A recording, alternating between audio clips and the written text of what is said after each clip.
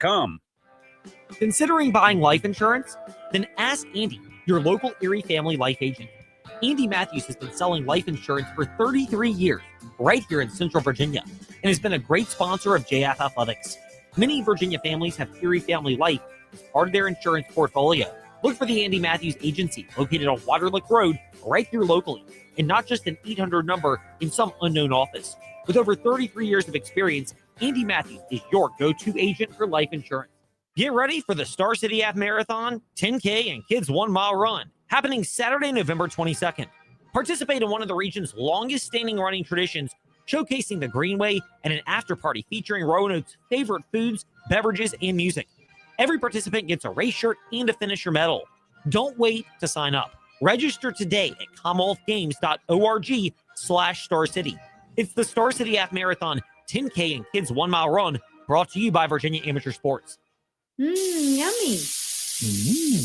Looks should not be deceived, especially when you place your order. Now under new ownership and newly staffed, Oliver's on Rivermont has a guarantee for you.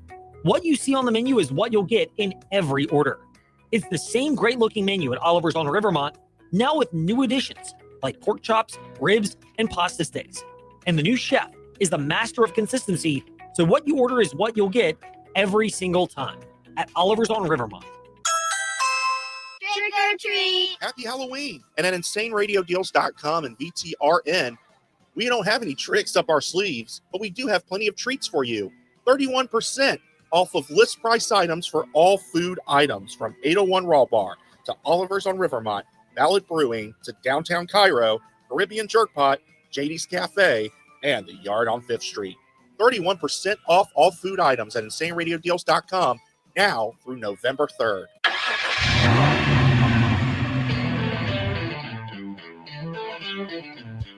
You're stepping into the fast lane on the VTRN Sports app, 93.3 FM and 1320 AM Lynchburg, or by asking Alexa or Google Home, open VTRN Sports Lynchburg.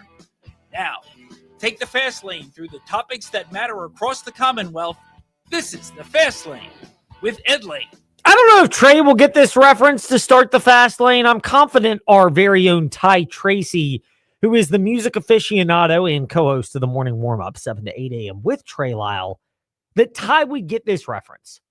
We need the explosive and not just words, but the sound effect from the, I think it's Nate Dogg, the song, R.I.P. to the legendary Nate Dogg, but he and Dr. Dre back from the West Coast days multiple decades ago. Yes, I'm dating myself to start this Wednesday edition of the Fast Lane. Please just accept the fact that, I don't do well with these midweek games in terms of the sleep cycle patterns. Even though our own TJ Wilkerson was at Liberty University last night, I was watching it at home because wife is out of town. Great job she's doing with Brownstone Properties, managing properties for them, and she's at a conference. So she's out of town this weekend, or the rest of this week, which means I'm watching the kids at home. And by the way, I had a fun time today with the trip to the farm, pumpkin patch, all the fun stuff that you get to do when your kids, 2 7-year-old boys for me, are that age. But the explosive sound effect that we're referencing to start the fast lane is in reference to the fact that there's a sector of people that listen to sports media, consume sports media. Certainly there's a sector of people that create sports media. And heck, a lot of news-based content, Fox News, MSNBC, CNN, because to me they're all the same thing, just propagating different opinions. But it's all hot take artistry. Gather a group of, quote, panel discussions, end quote, and let them run wild where no one's allowed to agree on anything. Meanwhile, we deal with nuance in the fast lane, and multiple truths can exist, like last night at Liberty University. That offense is a brutal watch right now for the Liberty Flames, but they still deserve a lot of credit for the resiliency that they showed. 30-27 victory does not come close to telling the story of how Liberty's offense did, or more accurately, for the majority of the night, really did not perform, particularly in the second half. Liberty Flames, kick return touchdown. Juju Gray, great to see that. Muffed punt for a short field touchdown from New Mexico State. Then, somehow, another muffed punt from New Mexico State resulting in a field goal. So 17 of the 30 points the Liberty Flames managed to muster really were special teams opportunities the Flames took advantage of / mistakes made by the opposing team, New Mexico State. But for those that have trouble with multiple truths existing, this is where your head might explode. You might get one of those migraines that I seem to be getting much more regularly. Not fun, but they are a part of life. And this is that you can think that offense has real issues, and they do, while also admitting that they have shown a level of resilience and maybe unlocking something that I am not a believer, Trey, that you can go no huddle the entire time. A la back when it was the thing to do. I know I'm bringing up scars for us as Eagles fans, but Chip Kelly, you know where I'm going. Yes, indeed. Do I owe you a Coke? Do I owe you a candy bar from the back? What do you want? I got my my drink of choice. Okay, you're good to go. So anyway, the thing of it is, though, is this is where Liberty is right now. And we discussed this a bit with John Manson from ASeaofRed.com, and he was cheating on Trey, although he was back with Trey this morning on the morning warm-up, but Bryson Gordon of NewsAdvance.com. And we discussed this thought. I don't think there's a lot on the Liberty Flames team this year, especially on the offensive side, that screams, ooh, bailing for the transfer portal. I get it. Teams are desperate for offensive line play. More on that in a moment. Teams will overpay for good pass rushers. Liberty felt that burden from the spring transfer portal window that thankfully is no more, at least as of right now. There's one transfer portal window. I think they need to adjust it a little bit, but hey, we're making progress here in college football. So let's look at it that way. The Flames are in that spot. So the rest of the season, if you're looking at an offense where you go, I don't really see a lot of guys that are going to be moving up to the Power 5 ranks, then maybe this is the time of year where you need to just learn to win games, learn to show resiliency, try different things which work. And I'll give this Flames team credit because when it just seemed like they were sputtering into the depths of blowing a 2-touchdown lead at halftime, 20-6, and losing a game that they should have won to New Mexico State, they managed to put together a 13-play, 92-yard touchdown drive. And granted, the defense yielded enough for New Mexico State to attempt a field goal that had the distance at 47 yards, but pretty obviously from the moment that kicker laid his right foot on it, that thing was hooking wide left. Like, there was no doubt about that. The Flames defense hung in there. The offense hung in there. And there are two truths can exist. One is Jamie Chadwell, I think, deserves credit, and we can elaborate on this more tomorrow, that I am not of the camp fire Chadwell. First of all, they won 8 games despite the mess that they had last year.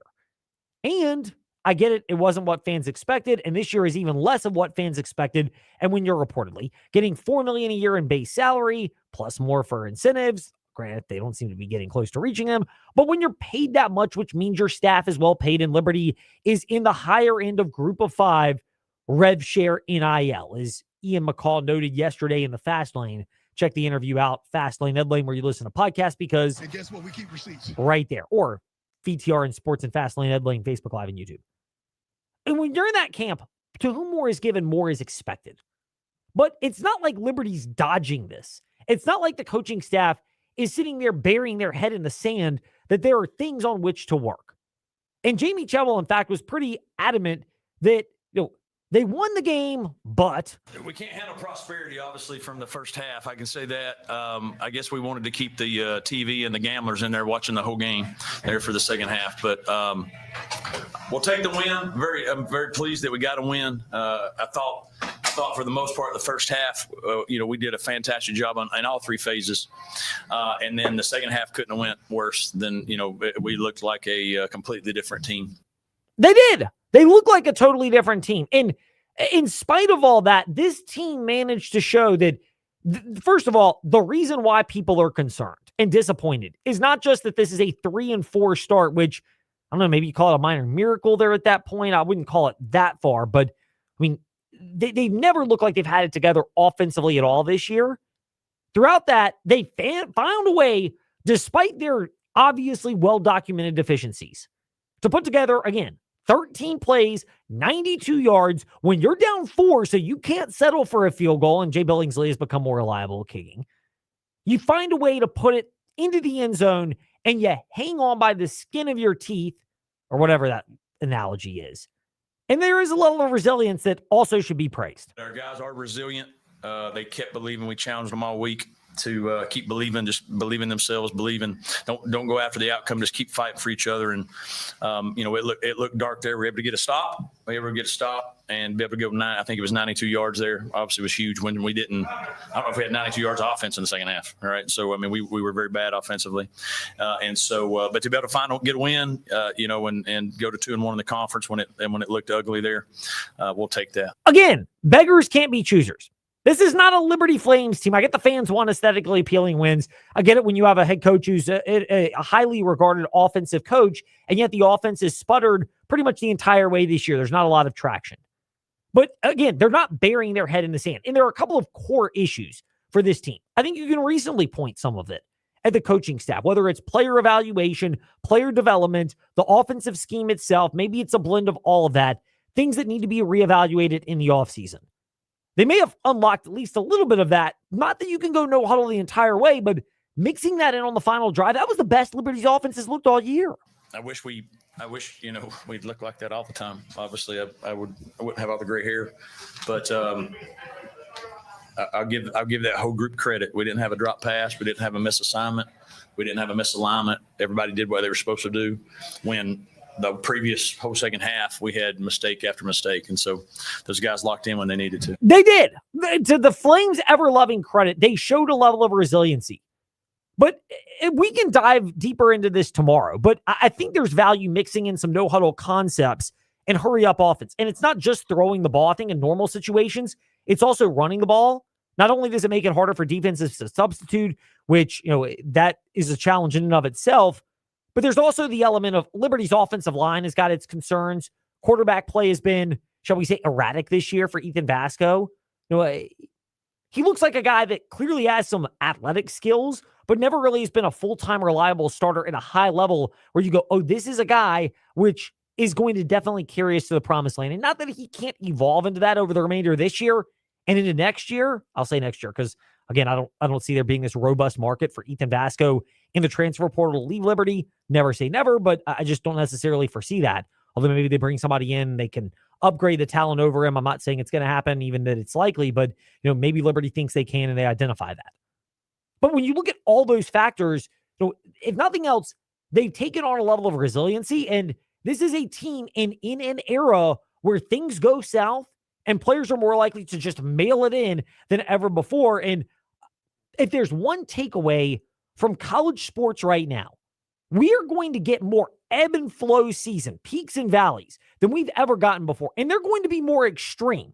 Florida State's the obvious example, but they're not the only one. You're going to have years where a team goes 10 wins, and the next year they lose players, coaches, and everyone else, and they start slow, and then Penn State happens, and all of a sudden you lose the game you thought you were going to win. Guys start bailing, and then you look at the road ahead, and you're like, how do we go from a team that was expected to be a top 5 team to a team that couldn't even get to win number 5? Yeah, I mean, I think personally I've said this theory, and you can talk about Conference USA specifically. I called Conference USA this morning on the morning warm-up, which you can get wherever you get podcast. The Temu Big 12. And if you don't know what... I heard that part. If people don't know what Temu is, it's also like Wish. Like, it's one of those... let's just say overseas sites that sells things that are not exactly the name brand, but very like Folkleys, right? Yeah. Folkleys, fake Fuji. So the Big 12 is known for close games and exciting finishes and up and down, which this year might not be as much because they have a team that's spending like an SEC team in Texas Tech. But still, conference was, FIU, who couldn't score any points all season, drops, I think, 25 on Western Kentucky and routs them. Like, I don't know. Last night, I jokingly said this is a very old school Virginia Tech win where they just won with special teams because that's what Liberty won with. I'm still not been impressed by Liberty this season. It seems to me that this is a team, and I still believe in Jamie Chadwell, that is just, for whatever reason, it's now 2 years in a row where, and I don't really care about the win-loss record necessarily, it feels like they are failing to meet the moment and failing to meet expectations.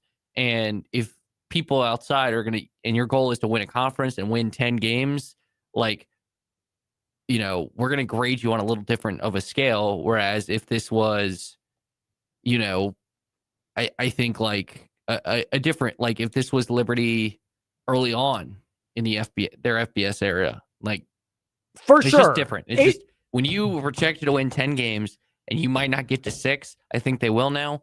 That's a big difference. Well, and when you're at such a financial resource advantage compared to your others. By compared to the others, certainly in your conference, and really the majority outside of Memphis, USF, Boise I was gonna State. say if you're 3 in the and group of 4 in the five. Sun Belt or 3 and 4, especially in the American, like I don't think we're having this conversation. We're having, okay, Liberty's still got room to grow in the development of the program itself, but you're in a conference where a majority of it is probably the lower tier team outside of the MAC, have most of the lower tiered teams in the FBS. And you are trying to act like a top tier, at least group of 6 team in the FBS. Well, you need to show it on the field, and you haven't yet, because you are clearly, to me, you're the worst team in the state, like of the Power 5 teams, which I give my top 5 every week. Like I would, even with Virginia Tech and the mayhem that's happened there, I would still pick the Hokies over them, because at least I think Virginia Tech has one unit I trust, and it's their defense. I don't trust any unit on Liberty, because Liberty can't stop the run. And They're banged up in the secondary. Their offense is too inconsistent. Whereas I know if they played Virginia Tech in the hypothetical matchup of the 2 disappointing teams in the area, Virginia Tech I know will run the ball against them, because they at least to me, and I was screaming this last night to Bryson Gordon and Ty Tracy in a text chain. Like, if I was New Mexico State, I would have never thrown the ball. Their running back was getting 5 yards of carry. That is a concern. So I agree on a large part, but here's where I will boil this down. And we did a poll, and there's still a couple of hours left to vote at Fastlane Ed Lane on Twitter in particular about the biggest concerns, and they're offensive related. Part of it for the defense is, you mentioned their difficulty stopping the run, and it is bled over into pass coverage because of their secondary. But I can understand the defense's struggles, because a lot of that's rooted in the fact that they lost multiple defensive linemen for the spring transfer portal window. Fair. Which, not that that's the only thing, and you should still have some more depth in other pieces there, but Liberty's arguably best ones, Bush and Hardy in particular, were gone. The offense, it largely was intact. Which the Hokies will see TJ Bush in a couple weeks. They will. You will hear TJ Bush going against Tech next Friday night right here on the VTR and Sports app. But I will say this. At some point, it's a 1-2, and they're not even tackling well. So, like, it's weird. It's the second year, they had the 13. It feels like they went 13-0, and then these last 2 seasons, they felt like, okay, we're just better than everyone. We can kind of go, flip an on switch, which it sort of worked last year, but came back to bite them. But sorry, Caden Salter's not there anymore, where he was they're like, they have one For all of Salter's deficiencies, he was still way more talented than any other quarterback. Yeah, and they have no explosive plays. They finally had an explosive play, which was the kickoff return. Like, their explosive. Their offense is not generated. Yeah, they're giving up explosive plays. And I'll give the New Mexico State quarterback credit. Fife. There's some of those throws were legit. Like, that throw, he had some back shoulder throws. You're like, damn. So I feel like sometimes, like, you should be able to slap a kicker for missing a kick. That quarterback should be able to slap that kicker. Like, no offense, I don't condone violence here, but like, he threw an absolute laser beam to get them in a field goal range. Now, granted, the first 3 throws of that drive was not good, but that throw there to get them in field goal range was an absolute laser beam. The tight end took a nice hit. They get the timeout, and then, the kicker had no chance. Yeah, but part of the reason why they had to kick such a far kick is because they botched special teams on the return. I feel like both fan bases should leave that game being like, I don't feel like we won. And I really. I think New Mexico State lost that as much as Liberty won that game. I think New Mexico State definitely lost that, because that was honestly the worst special teams display I may have ever seen in a football game. And I watch high school football games, every week. Yeah, you get some pretty unique I'm matchups, just including the one this Friday, Black and Blue Bowl, 6:30 p.m. Central VA Flooring kickoff show, 7 o'clock kick, 100.9 If you FM. hear, And click the other stations option in the top left corner of the VTR and Sports app. You can listen on the WIQO app to the game. Will Ty Tracy have to do the play-by-play because Ed Lane gets ejected by the officials 5 seconds in? Oh my Tune gosh. in. So by the way, the best part about that is you thought I heard on the morning warm-up the other day to get my usher on for a moment. I did listen because at the morning warm-up, wherever you listen to podcasts, including Facebook Live and YouTube and VTR and Sports here as well, that you will have your back to the home side for that game. Is that correct? No. Yes, I will have the back to the home side. Little did you know there are 2 press boxes, I and know. I'll be on the visiting press box where Trey Lyle can look up there. Yeah, if I I'm get the a line judge, so if- I'm on the home sideline. if it's a blowout, I expect to see Trey give the ejection motion to our side. Well, I don't want to say what I will if the score gets long. My plan to do is I just hope for a clean game and nothing too crazy. You But know, if I do hear Ed Lane yelling that official sucks, I will promptly eject him, which he will do. you know, the ironic thing is I've kind of taken And I had back-to-back weeks now because I had Luke last week. So by the way, for a quick into the weeds segment, because we need to get to the covering the Commonwealth, we've been long overdue for your teams and topics. Feedback, keep it coming. We'll try to get to it tomorrow. Shorter edition of the Fast Lane. Then TJ has the same shorter edition on Friday. But I've tried to make my play-by-play modeled after 2 things. The college football NFL games that we air regularly, and we air a bevy of them, and you have been great to listen to those at VTR and Sports app. Open VTR and Sports on your smart speaker, baseball too. But there's a level of, I don't know, mainstream is the way, but we've had to try to take the idea of, I want the play-by-play to appeal to home and visiting audiences because, why not? People are like, certainly we do JF games, but if a visiting audience wants to tune in, that's more people listening and supporting our sponsors. We're all for it. So that's exactly what we do. But the other part of it has been Merrill Reese and Mike Quick has kind of been my mindset from a radio standpoint. And as West Coast super fan Ben likes to call us, the John Madden, Pat Summerall of high school broadcasting in the area. I think it's a little lofty praise for us, but we'll take it if we can get it. But the mindset has been, even if you're talking and calling it for a team, Merrill Reese and Mike Quick have been open, honestly, all the time, and even criticizing the team they call Philadelphia Eagles because they're not performing well. And it's not dogging people individually, but when the team is not living up to standards, you're not sugarcoating it. And that's kind of been our mindset. Anyway, that's a little into the weeds you didn't mean to get into in the Fast Lane since we're back from our detour. After Ed's potentially unnecessary detour, let's get back on the road in the Fast Lane. We get to discuss buzzkills and buzz generators. We'll discuss that, covering the Commonwealth Part 1 when we return here in the Fast Lane, kicking it off with the JMU Dukes on the VTR and Sports app and as that smart speaker, open VTR and Sports.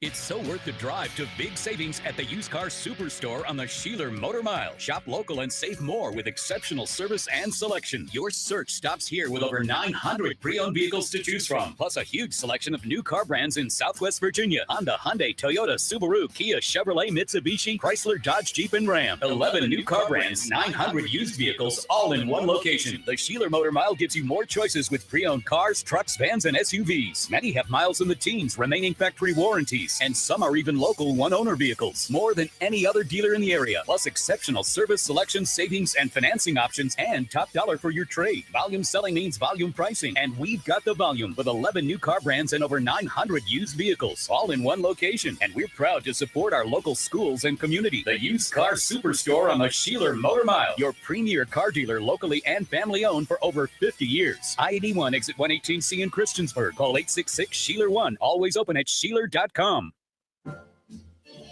Good to great. It's one of the hardest transitions to make. 801 Raw Bar has pulled it off. Their country boil bags have taken the good seafood and flavors from the Bayou region and brought them to the Hill City for a great seafood dish. You can also build your own seafood plates at 801 Raw Bar, featuring fresh shrimp, crabs, scallops, and fish from the Atlantic region. Step back into the relaxing beach house vibe with different regional seafood twists at 801 Raw Bar, on Church Street in downtown Lynchburg. Feel the excitement, experience the intensity. Castle Coliseum comes alive when Hokie basketball takes the He court. made it on 1 foot lead. It's down. From buzzer beaters to hard-fought battles, Virginia Tech men's and women's basketball takes on the toughest teams in the ACC. Step up and in. Here come the Hokies. Castle erupts. Don't just hear about it, be there. Tickets on sale now at Hokiesports.com. Halloween isn't here yet, but that doesn't mean you have to wait till the day of trick-or-treating to go out and have fun. Because we have scary, fun experiences for you at 62% off at InsaneRadioDeals.com, brought to you by VTRN. That's right, folks. We're doubling the love at 62% off list price items like Star City Half Marathon, Liberty Flames tickets, Rise Up Climbing Day and month passes, and Aqua Trek Adventures. All this and more now to November 3rd on InsaneRadioDeals.com. Step into the Fast Lane 24/7 at Trey Lyle VT and Fast Lane Ed Lane on Facebook, Twitter, Instagram, YouTube, and wherever you listen to podcasts. Now, back to the Fast Lane. That wasn't just a buzzkill. That was a buzzsaw as well, which created the buzzkill to start covering the Commonwealth.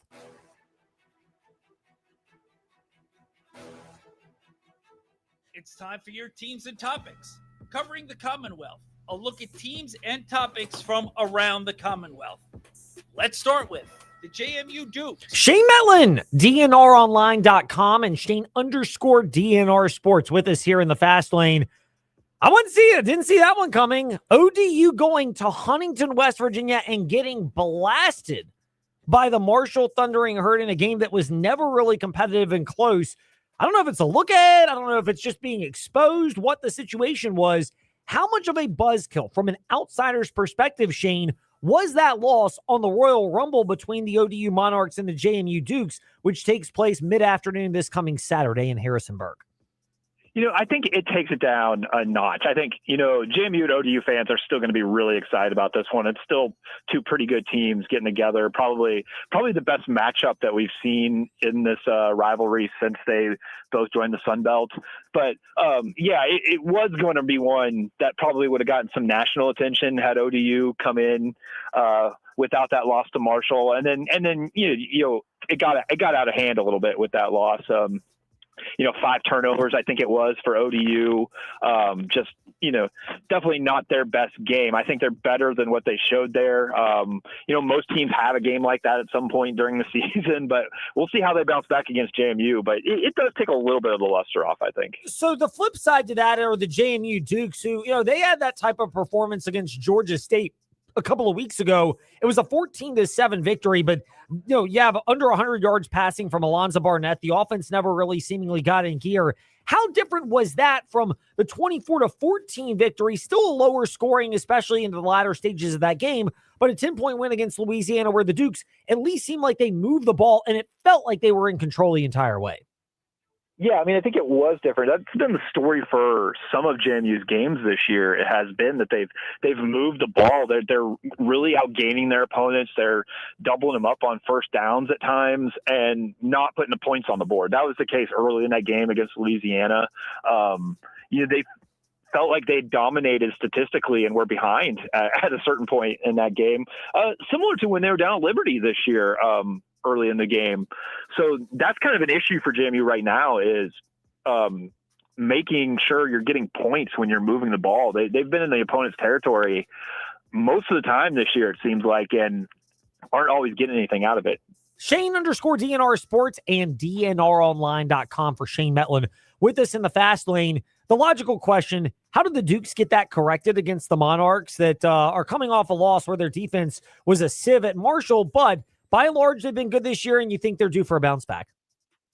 Yeah, it'll be probably the toughest challenge to do so, I think, because, JMU's defense statistically is head and shoulders above probably the rest of the Sun Belt, but the number 2 team is ODU. They've been really solid on both sides of the ball if you take that Marshall game out of it.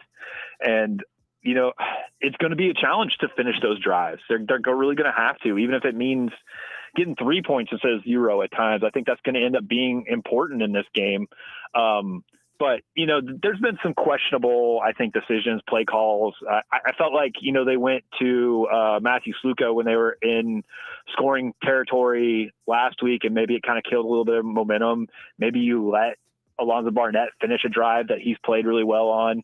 But we'll see what they end up doing to make some changes. But I think that's definitely a key focus for JMU going forward. Shane Metlin with us in the fast lane at Shane_DNR Sports on Twitter and DNRonline.com. Shane, last one for you. Game flow between the Monarchs and the Dukes Saturday at 3:30 p.m. Do you expect this to be another lower scoring slugfest as it's been recently, or more of a higher scoring game that the Dukes were able to generate for the first half of the season? Yeah, I think maybe something in between. I could see both teams being, around 27 to 30 points. I think it's going to be a close one.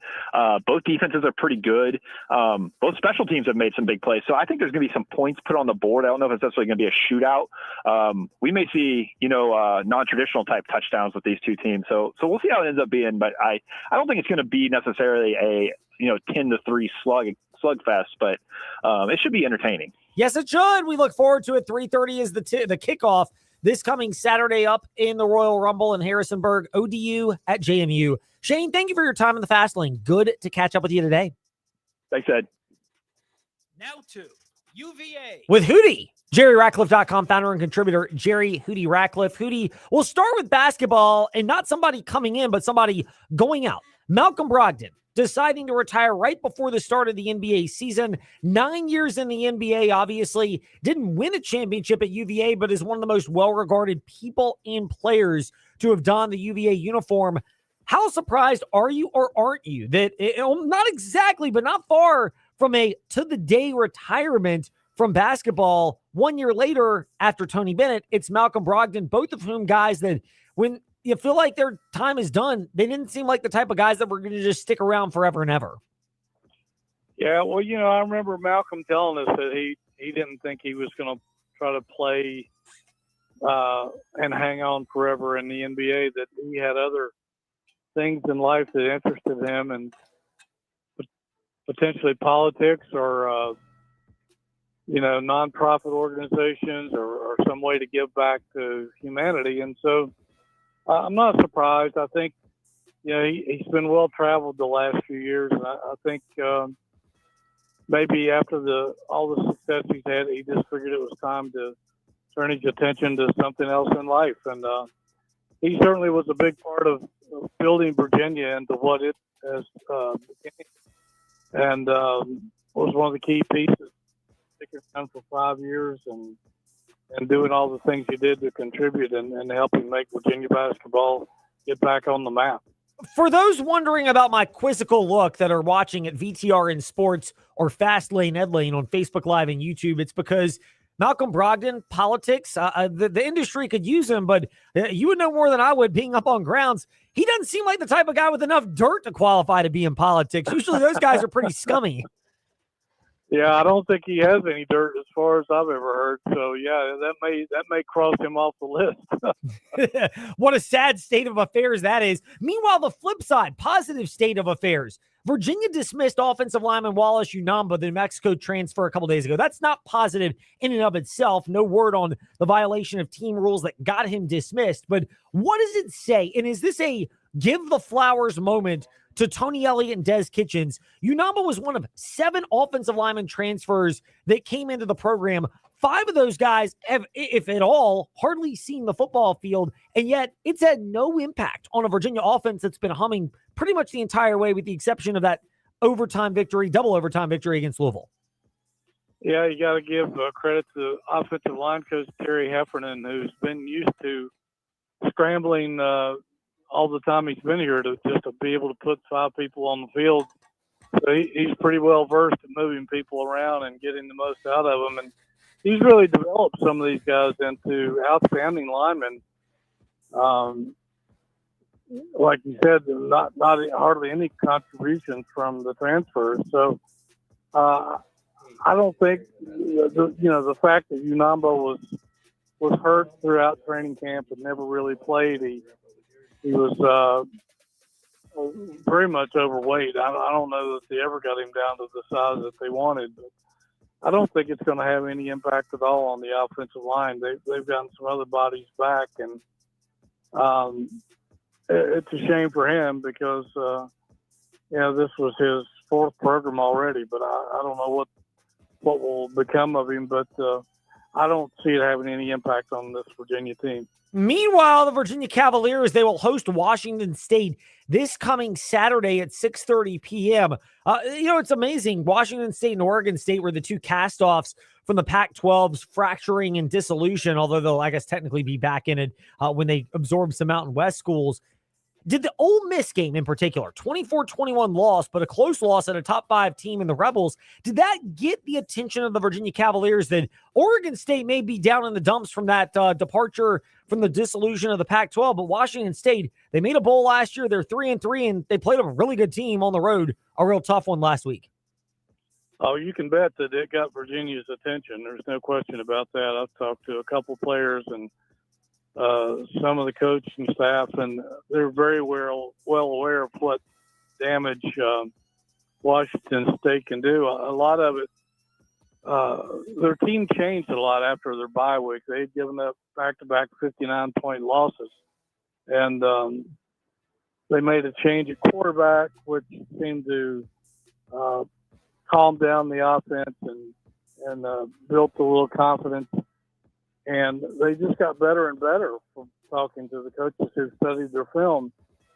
But they've got some players. There's no question about it. And the fact that they were able to go into Oxford and play the number 4 team in the country, had them on the ropes, it certainly raised some eyebrows in Charlottesville. And there's no way they're going to be taking these guys for granted come Saturday night. That's for sure. That should make for a fun one up in Seville. We will recap it in another week-ish with Jerry Ratcliffe. Jerry, thank you for being generous enough with your schedule, flexible enough with us as we brought Major League Baseball playoff games to the VTRN Sports app the last couple of weeks. It's kind of a new thing for us, so we've been juggling it. We appreciate your flexibility, and again, we'll keep it locked to JerryRatcliffe.com for the latest on the Who's, including pretty soon getting into some basketball talk.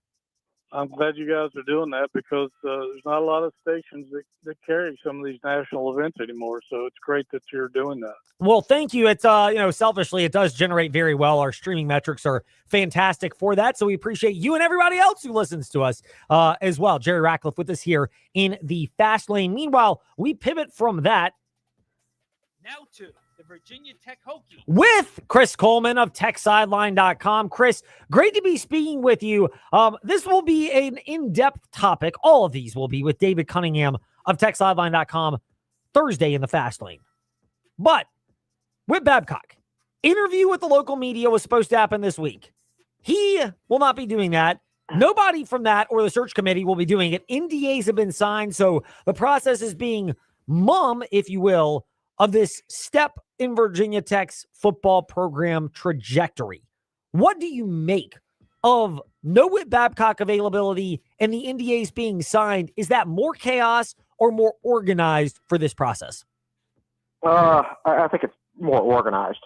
Before the committee was official, before those guys before it was actually formed, you saw Bruce Arians going on ESPN and saying, "Oh, Virginia Tech's going to hire a general manager, and we're going to get him in charge of football." Right? Well, then circumstances dictated that they pivot from that. If the committee had already been formed before that, and Arians was on the committee and had signed a non-disclosure agreement, then that information never would have been out there. So we never even would have known that they pivoted. So I'm in favor of it, especially when you've got you've got a committee of 8 plus, Whit. And so I think it's a lot different if it's a one-man search committee like it has been in the past and like it is for most schools. But when you've got so many people on a committee like Virginia Tech does, and, you want to protect some information, I think it's the right way to go about it. Now, as far as that, canceling the Whit Babcock interview, I don't know. I'd have to read the non-disclosure agreement, right? What exactly is the committee not allowed to disclose? Or is the only thing they're not allowed to disclose the coaches they're considering? or are they not allowed to disclose anything at all about the process? If it's the latter, then it would make sense. If it's the former, probably not so much. With all due respect to your head honcho, Will Stewart, it's you, it's David Cunningham, and it's Andy Bitter at TexSideline.com who all collaborate to bring to the public spotlight. Will might actually get info, but not put his name out there with it. But you guys often do in terms of what really is going on in search processes or just behind the scenes. That's why TexSideline.com, they are leaders when it comes to coverage of the Virginia Tech Hokies. Do you anticipate that this NDA is going to impact leaks and nuggets of information that get out? Or do you still anticipate, especially given Whit Babcock's history of knowing when the right leaks might be beneficial to Virginia Tech, that there still might be some nuggets that get out as this process unfolds? I'm sure there will still be some nuggets that get out. Whether they're true nuggets or false nuggets, you don't know. That's just part of the process. I would encourage people not to pay attention to the names they hear this early in the process. One of the things I've heard that the committee has done is that each person on the committee has submitted, a list of names that they're interested in. And they're just in the process of seeing how many of those names cross over. Like, is one person's name on just one list? Is another coach's name on all 8 of the lists? So they'll formulate their own personal lists and see how much crossover there is, and then they'll do more research and more information on the people who cross over. I've seen a couple of names, 1 or 2 names make their way out there that I have heard has been on a list, but no more than one of the lists. So I don't expect anything to come out of it. So I would just say at this stage, mid-October, honestly, it's not. I mean, I'm doing work on it because it's my job. But if I was a regular fan, I probably wouldn't be paying any attention at this point because there's going to be more misinformation than actual information at this stage of the process. Well, that's a good thing to be doing, and that's why we have you on to provide context to all of this, Chris, and not get our. I'm going to curse for a second here. Not get our hopes up. We beep out that dirty 4-letter word because it's not really a plan. So we're seeing things unfold at a chaotic rate in college athletics.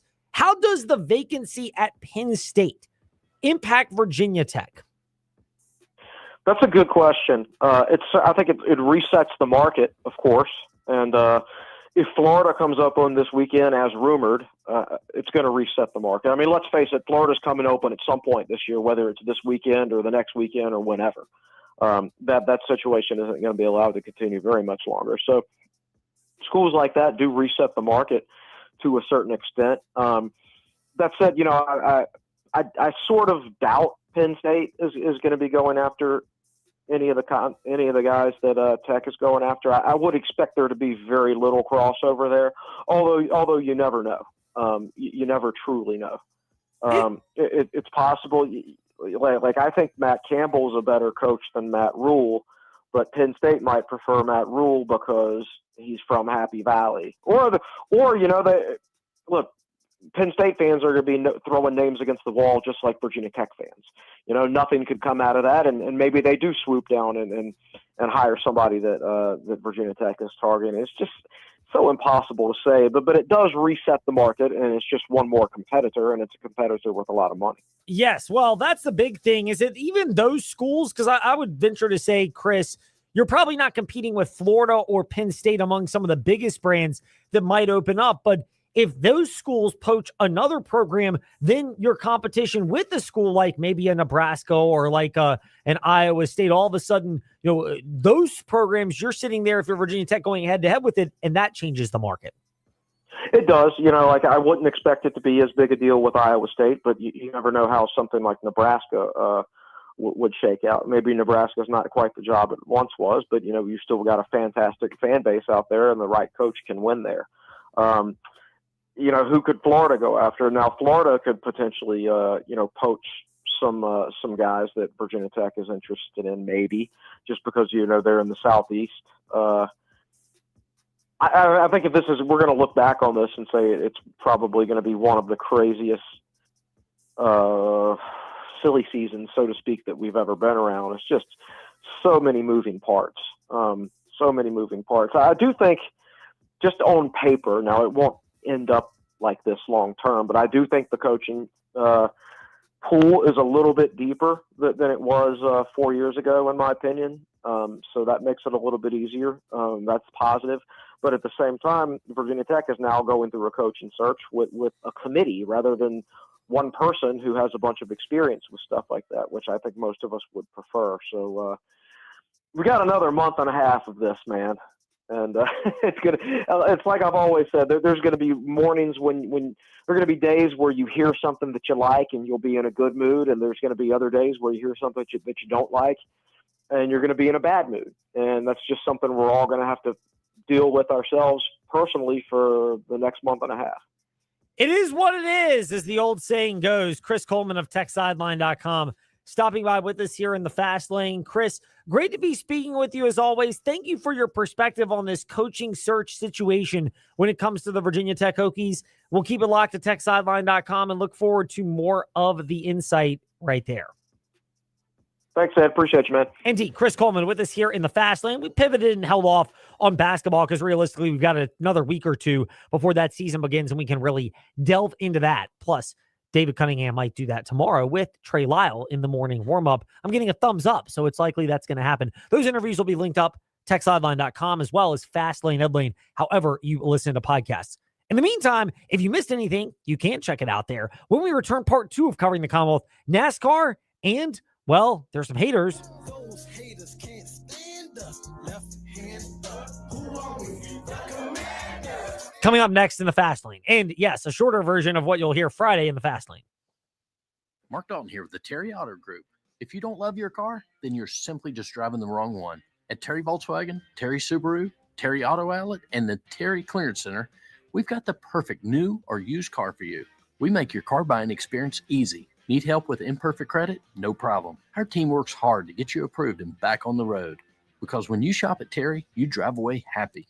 Visit us at any of our 4 locations or online at terryautogroup.com. Terry Auto Group. You'll love our cars. You're seriously considering buying investment property, but you're unsure of all the steps. That's where we come in at Brownstone Properties.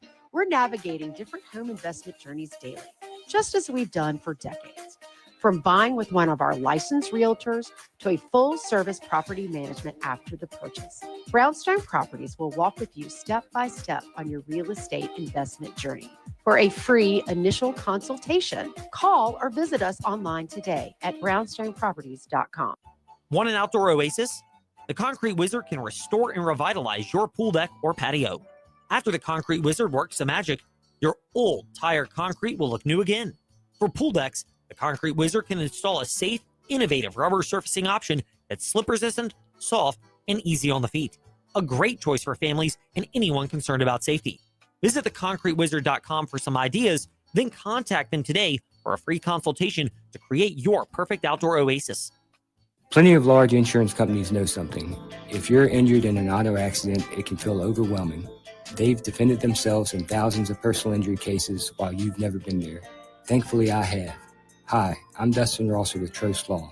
I began my legal career defending insurance companies before joining Trost Law. I know how insurance companies think and how to navigate the complex legal system. So if you're injured and need someone to fight for you, just call me at 777-HURT and visit trostlawcom. An underrated rivalry returns on the latest edition of Jefferson Forest Cavaliers football presented by TrostLaw.com. Join us for the Black and Blue Bowl this Friday, October 17th. The JF Cavaliers visit the EC Glass Hilltoppers. Your Central VA Flooring kickoff show begins at 6:30 on the Virginia's Talk Station app, 100.9 FM Lynchburg, 95.5 FM Bedford, and Open Virginia Talk Radio Network on your smart speaker.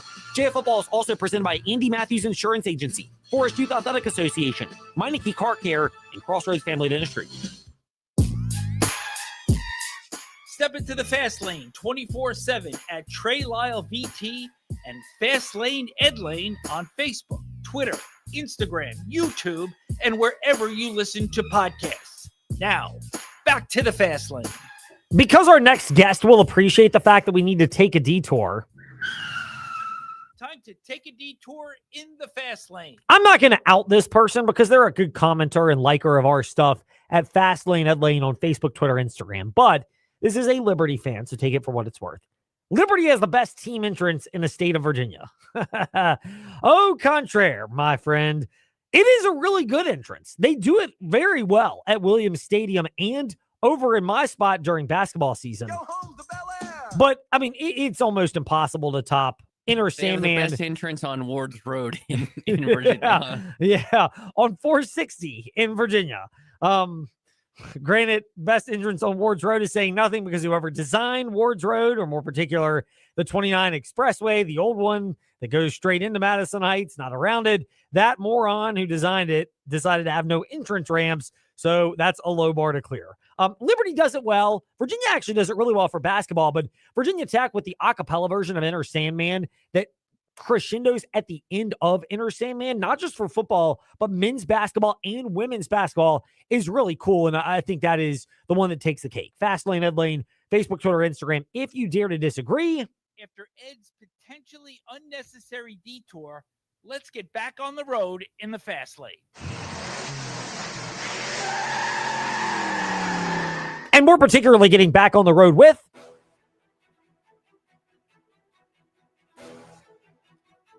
It's time for your teams and topics.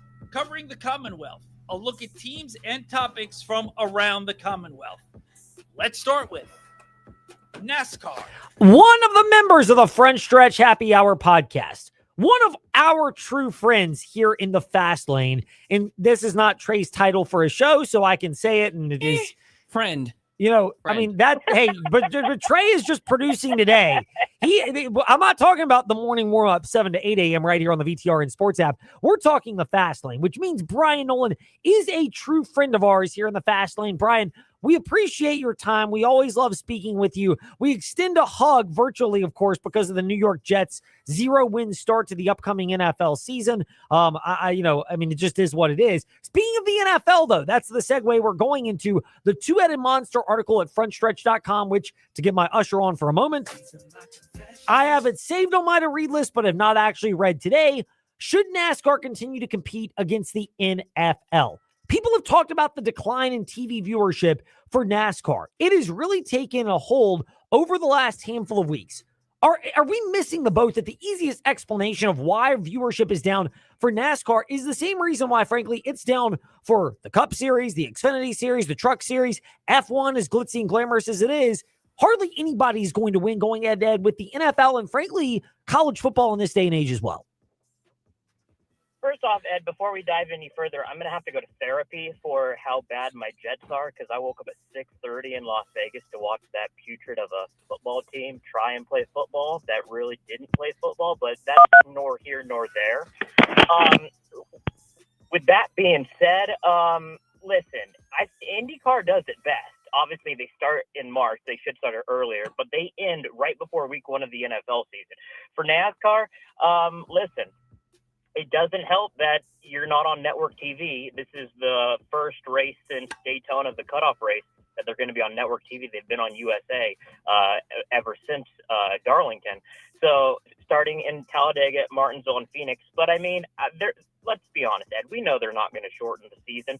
They're not going to shorten it at all. They tried midweek races, and I know it was during COVID, but they won't go back because the ratings were that bad. So with that being said, I think NASCAR has just made their bed, and now they have to lay in it because the NFL is king, whether they like it or not, and I don't see anything changing that.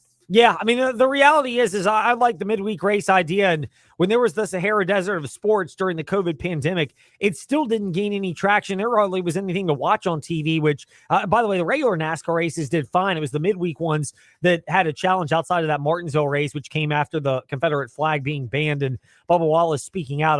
I still somehow remember that. You mentioned all this with NASCAR. Denny Hamlin brought up the other point on his podcast, and more on Hamlin, the Virginia driver, in a moment. The fact that when you have multiple TV networks, it's making it more complicated. And for all the grief people like to give the CW, look, I'll give them credit. I think the ACC football broadcast product is pretty good. Granted, we have teams in Virginia that get on there regularly in Tech and UVA, so we see a lot of that. But between that and NASCAR, I actually think they do that really well versus bouncing from network to network. I get NASCAR is taking as much money as possible, but you're asking people to keep up with a lot of different platforms to try to view your product.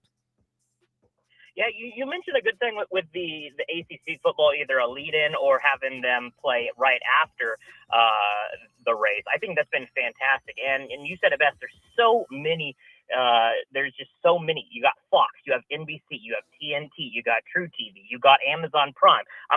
You got USA. I'm probably missing a couple other ones, but there's just so many. Well, Xfinity, you got the CW, you got the CW, you got the CW. And what? Oh, you got the CW. There's just one for the entire year, and it's fantastic. So with that being said, I do feel like that what Denny was saying on his podcast a couple weeks ago, that it's just so hard to just try and find. I mean, for goodness sake, Ed, Denny didn't even know what practice and qualifying was on a few weeks ago. So with that being said, it's just having CW with a great lead-in like college football from the ACC or Oregon State or Washington State, Pac-12 forever. I feel like that this is the reason why you're seeing 800, 900,000 on a consistent basis while the Cup guys are going down. Like Denny said on the podcast, this is the bed that NASCAR chose, and they went to try and get the most money they could get, but unfortunately, this is the repercussions of it.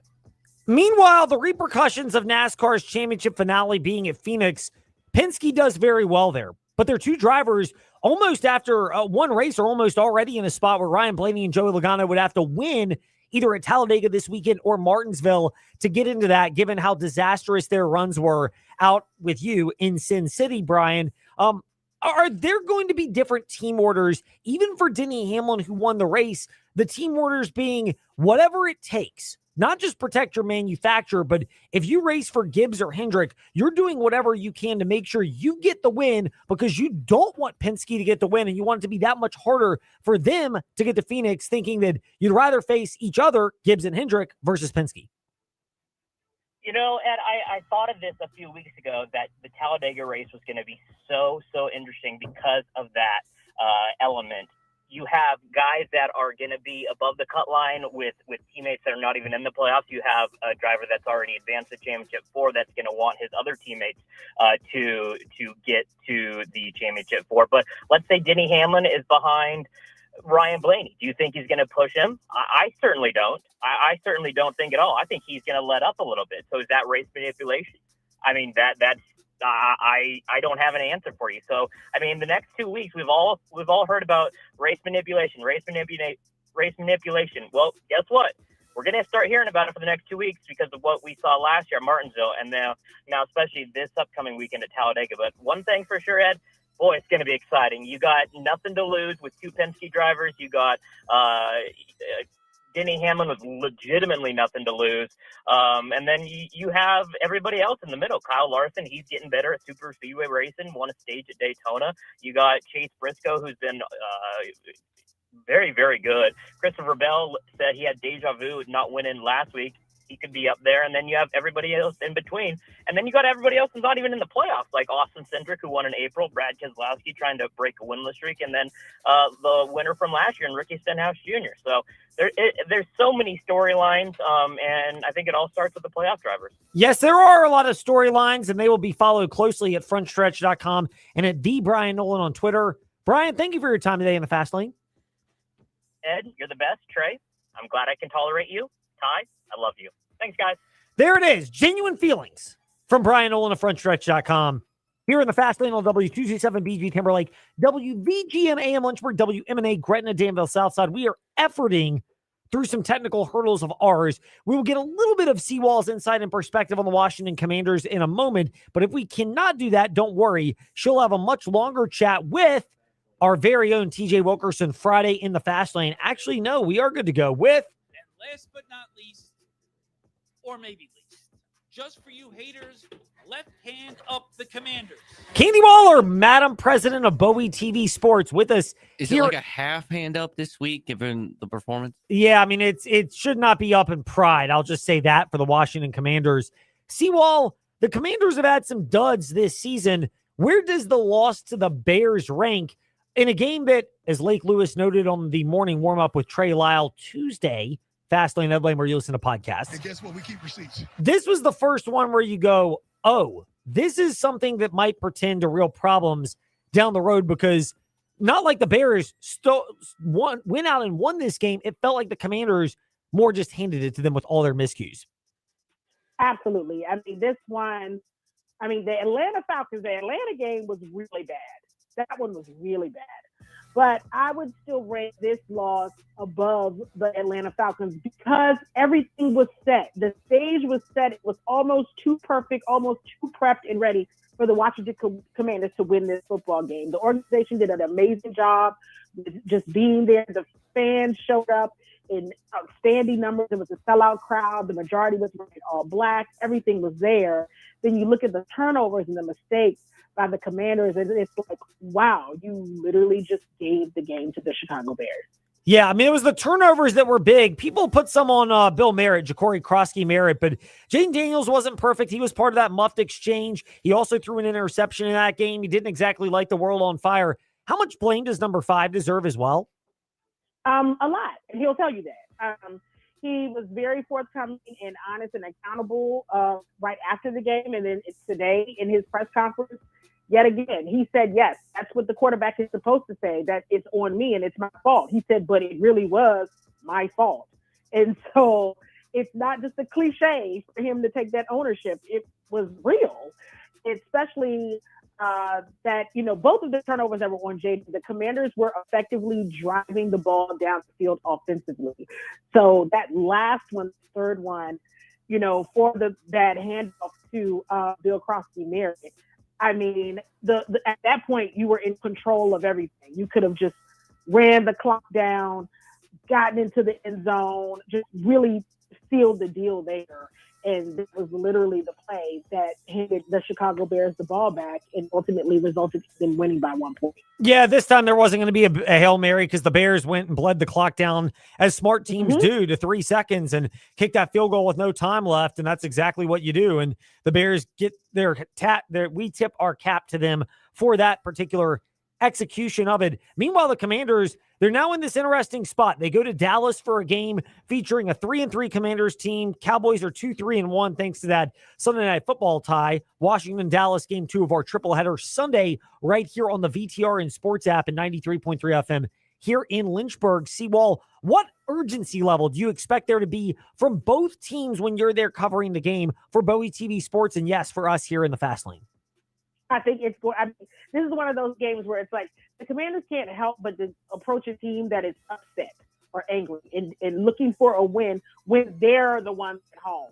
So hopefully this resembles what we all saw in LA against the Chargers, because this Dallas team, so far Dak Prescott is having a great year. Their Dallas defense, not so much. But Dak Prescott and the offensive is one thing they can do is score. They have shown that. They've shown they have an excellent kicker as well. And so the special teams unit, the defense, the Commanders defense definitely has their work cut out for them. So mistakes on offense literally cannot happen because this is a Dallas offense that can score. Right now, Dak Prescott looks really good. He really does.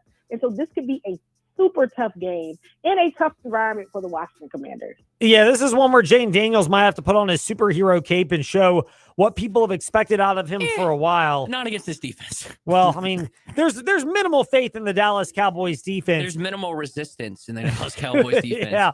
Well, again, so we'll wrap it up on this one, Seawall. Do the alarm bells go even higher if the Washington Commanders cannot take advantage of a bad Dallas defense in game 2 of our triple header Sunday at 4:25 p.m. on VTR and Sports? Absolutely. You know what? This season has been so odd, right?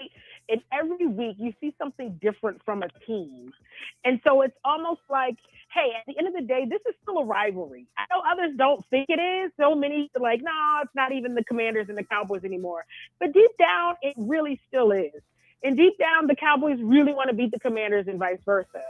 So if the Commanders aren't able to come away with a win in Dallas, it'll almost start to feel like, well, maybe last year was just magic. Maybe it was just luck. And the Commanders don't want that. So this is interesting as ultimately as well is because this is a division game. And right now, the NFC East is up for grabs. It truly is. And so we'll see what happens. But while the sky isn't falling today, that doesn't mean that this turns out to be an L for the Commanders. The sky won't be falling come Monday. Yeah, especially if they lose, and then your next game is a Monday night game that you'll hear on VTR in Sports against the Kansas City Chiefs, who in a year where everything's topsy-turvy and the Chiefs seem to be finding their groove, I don't care about their record. It's close enough to 500. It's actually right at 500 where, I mean, look, forgive me for giving the best quarterback and coach combination in the NFL the benefit of the doubt, but you don't want to be at 3-4 going into that game. No, not at all. And not in another prime time setting, not at home in a hostile environment, which we all have heard a lot about Arrowhead Stadium. I mean, and again, the Kansas City Chiefs that folks were already writing off in the first month of the season, now they're starting to look like the Kansas City Chiefs that we all recognize. So, you know, it looks like teams are showing up. Like we used to say, you know, teams play up for their competition, and it seems like some teams are showing up with that against the Commanders. No doubt. She shows up all the time with great insight. Bowie TV Sports, Candy Waller with us here in the Fast Lane, our boots on the ground. She'll be in Dallas, so we send prayers for you with safety and travel. Seawall, always good to catch up with you, and we'll eventually get back on a more normal schedule. In the meantime, we look forward to hearing you in full this coming Friday with our own TJ Wilkerson in the Fast Lane. Absolutely can't wait. I'll be talking to you guys again soon. Indeed, Seawall going above and beyond for us in the Fast Lane. Meanwhile, that's how we do it today. On to not VSiN anymore, on to ESPN Radio. In progress, and then Major League Baseball playoff action later this evening at 7:30. Thank you, Trey, for correcting us. We're back tomorrow at 5 to 5:30 p.m.